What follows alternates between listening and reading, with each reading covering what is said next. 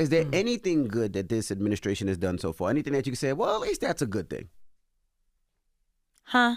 Okay. Not nothing. I saw Bernie Sanders post yesterday about he likes what Trump is attempting to do with the Pentagon by auditing them and stuff like that. Okay, attempting. Let's see it happen. Here's the reality. I serve on the oversight committee. That's where all the drama typically happens. And we've had Department of Defense come before us a number of times.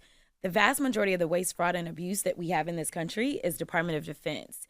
You can Google and find out that at some point in time we were spending like $1,000 per toilet or something. So like that's where we see these inflated costs. That's where we have a lot of contractors. That's where they play a lot of games. That's where Elon gets the vast majority of his money is out of defense. And when they come before us and we ask them about their audit, they haven't had a clean audit in the last 6 times we've asked for an audit.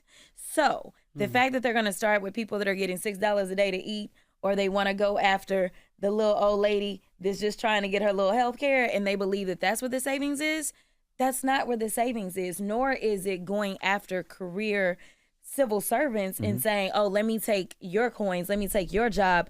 Because when we add up, even if we fired everybody that works for the federal government, it's only maybe 4 or 5% of our budget, but over or approximately 50% of our discretionary budget is defense, and they can't pass an audit.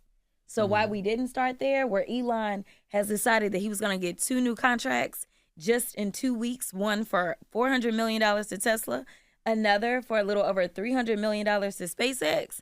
I don't know why we didn't start there, but it seems like we could find a lot of waste, fraud, and abuse because, again, they've not been able to pass an audit. There is a lot of waste, fraud, and abuse in the federal government, though. I'm not going to say that there's a lot. I'm going to say that it does exist.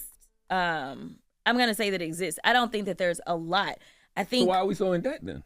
We're in debt because we decide that we're going to reduce the income, right? So under Trump and his first administration, we went into debt $8 trillion.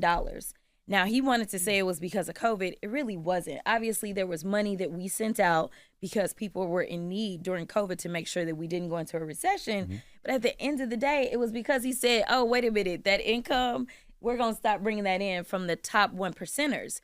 Well, those Trump tax cuts, they expire right about now. And he's trying to reinstitute them. So here it is. You've got Elon Musk running around talking about something. I'm cutting this. I'm slashing this. I'm doing this and that and da-da-da, all this kind of stuff, right?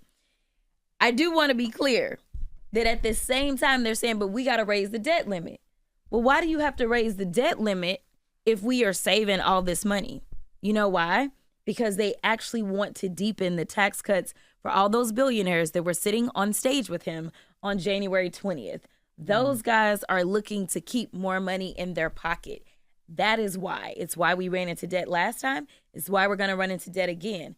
The only time that we've had a budget that was clean and we didn't have to worry about debt, you know who was in office? Bill Clinton. Bill Clinton, a Democrat. You know what the tax rate was? It was what Kamala Harris was proposing. That is not the tax rate that they are looking to do on the 1%ers.